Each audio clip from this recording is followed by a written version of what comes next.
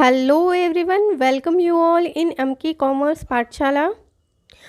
In Organization, Commerce and Management, we will supposed to study the major part and that is insurance. So let's get started.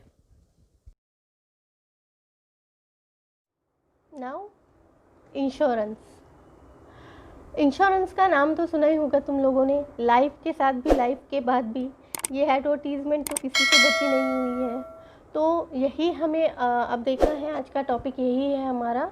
तो सबसे पहले देखते हैं meaning.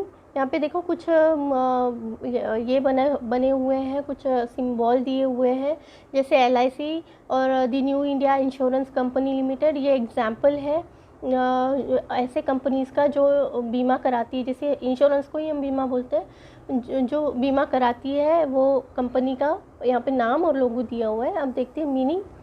Insurance is a meaning of protection from financial losses. अब देखो यहाँ पे सीधा सीधा बोला है आपको। इंश्योरेंस का मतलब ये है कि आपको प्रोटेक्ट किया जाता है अगर आपका कोई फाइनेंशियल लॉस हो रहा है तो। अब आज के ज़माने में बोलो या अभी पैसा बहुत ज़्यादा इम्पोर्टेंट है। हम बिज़नेस कर रहे हैं या कुछ कोई काम कर रहे हैं, उसमें अगर हमें लॉस हो रहा है तो उस लॉस से हमें काफ़ी दुख या परेशानी झेलनी पड़ सकती है। तो उससे बचने का ये बहुत अच्छा और आसान तरीका है। देखो जैसे लाइफ इंश्योरेंस लोग लेते हैं, अब जान तो वापस नहीं आती लेकिन उसके फैमिली मेम्बर्स को काफ़ी हेल्प मिल जाती है in the case of money. मतलब उनको फाइनेंशियली बहुत ज़्यादा हेल्प मिल जाती है। तो उसे ही हम बोलते हैं इंश्योरेंस या बीमा करवा लेना, जिससे हम फाइनेंशियली थोड़े बहुत प्रोटेक्ट हो जाते हैं और काफ़ी अच्छा ये फ्यूचर के लिए ऑप्शन बन जाता है इंश्योरेंस। तो यही हम पढ़ेंगे। देखो, it is a form of risk management. अब primarily use of hedge against the risk of a contingent और अनसर्टन लॉसेस। मतलब देखो, परेशानी जब भी आती है तो वो बता के नहीं आती है। तो फॉर एग्ज़ाम्पल अगर घर हमने बनाया है और किसी वजह से उसमें आग लग जाती है तो हमें बहुत नुकसान झेलना पड़ता है। तो उसको कवर अप करने के लिए इंश्योरेंस अगर हमने पहले से ही ले लिया है तो हमें उतनी ज़्यादा परेशानी या दिक्कत नहीं होगी। यही यहाँ पे कहने का इनका मीनिंग है। Insurance is a contract between the insurer and the insured whereby the insurer agree to compensate the insured against loss। मतलब यहाँ पे आप बोल सकते हो कि ये एक प्रकार का एग्रीमेंट है या कॉन्ट्रैक्ट है जिसके चलते जो इंश्योरेंस निकाल रहा है और जिसके पास से निकाल रहा है उन दोनों के बीच में। मतलब यहाँ पे इंश्योरर मतलब वो होता है जो हमारा इंश्योरेंस निकालेगा। एजेंट आते हैं ना इंश्योरेंस कलेक्ट करने के लिए। तो इंश्योरर का मतलब होता है जो हमारे पास आके हमसे पैसे लेके जाएगा और हमारे नाम का बीमा निकाल लेगा, उसे हम बोलेंगे इंश्योरर। और इंश्योर्ड मतलब ऐसा व्यक्ति जिसने अपने नाम का बीमा निकाल लिया। अपने नाम का हो, प्रॉपर्टी का हो, बीमा किसी भी चीज़ का निकल सकता है, खुद का, लाइफ का, अपने दुकान का, घर का, प्रॉपर्टी का। तो उसे हम बोलेंगे इंश्योर्ड। तो यहाँ पे एक पर्टिकुलरली एग्रीमेंट होता है या एक कॉन्ट्रैक्ट होता है जिसमें इंश्योरर क्या करता है कि भैया अगर ऐसा ऐसा प्रॉब्लम होता है तो in case in the future अगर ऐसा कुछ हो रहा है तो इतने इतने पैसे आपको मिलेंगे। और जो इंश्योर्ड होता है वो उसके लिए एग्री कर जाता है, इसीलिए इसे बोलते हैं एग्रीमेंट या contract. The insured has to pay a certain fix sum of money on timely basis to the insurer. ये इम्पॉर्टेंट है। यहाँ पे जो भी इंश्योर्ड होता है मतलब जिसने बीमा निकाला है उसको टाइम टू टाइम पे करना होता है। जैसे मंथली हो गया, क्वार्टरली हो गया, ईयरली हो गया, कुछ सर्टन अमाउंट ऑफ मनी जो भी फिक्स हुआ है वो पे करना होता है टाइम टू टाइम। ठीक है, तो ये है मीनिंग। उसके बाद देखो कुछ बेसिक टर्म्स इंश्योरेंस के दिए हुए हैं। यहाँ पे इंश्योर्ड का मीनिंग है the person who is protected against certain losses. मतलब ऐसा व्यक्ति जिसने बीमा खरीदा हो। ठीक है, ऐसा व्यक्ति जिसको बीमा का बेनिफिट मिलने वाला है या फाइनेंशियल हेल्प मिलने वाली है। Insured is known as assured case of life insurance contracts, he is the policy holder, उसे ही पॉलिसी होल्डर भी कहा जाता है। ठीक है।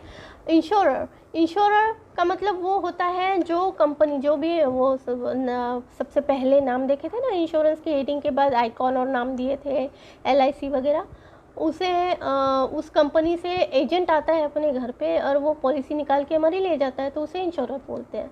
The firm of person who agrees to compensate the insured against loss for a consideration, मतलब ऐसा व्यक्ति जो वादा करता है कि भैया अगर आपका फ्यूचर में ऐसा ऐसा कोई लॉस हो रहा है तो हम उसके लिए पैसे आपको दे देंगे, मतलब जो भी फाइनेंशियल आपके लॉस होते हैं उसको कुछ ना कुछ कम करने का हम कोशिश करेंगे।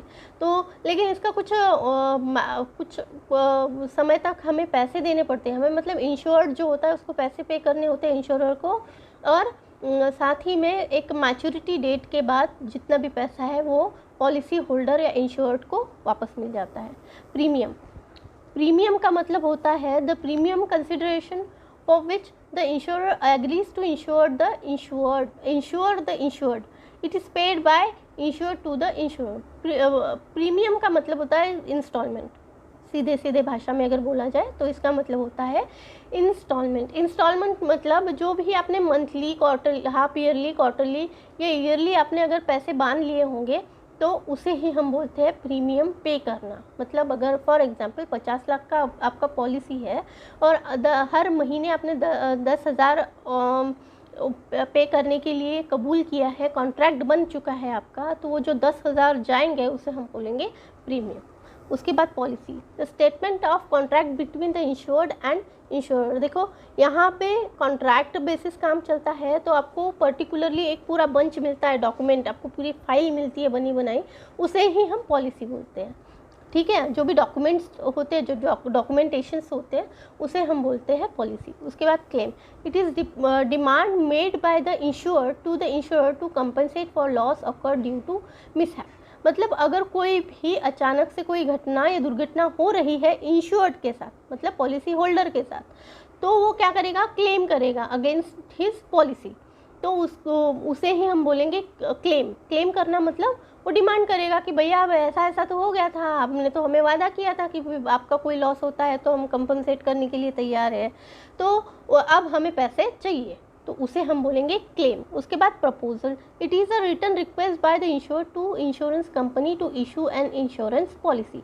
मतलब प्रपोजल मतलब यहाँ पे एक प्रकार का डॉक्यूमेंटेशन वर्क ही है जहाँ पे जो इंश्योर्ड होता है वो कंपनी को एक पर्टिकुलरली एप्लीकेशन वगैरह लिख के दे देता है कि भैया इंश्योरेंस पॉलिसी जो है वो हमें चाहिए, या एक प्रकार का ये होता है कि एक रिटन रिक्वेस्ट होती है जो इंश्योर्ड करता है कंपनी के पास कि भैया हमें इंश्योरेंस चाहिए, हमें पॉलिसी निकालनी है।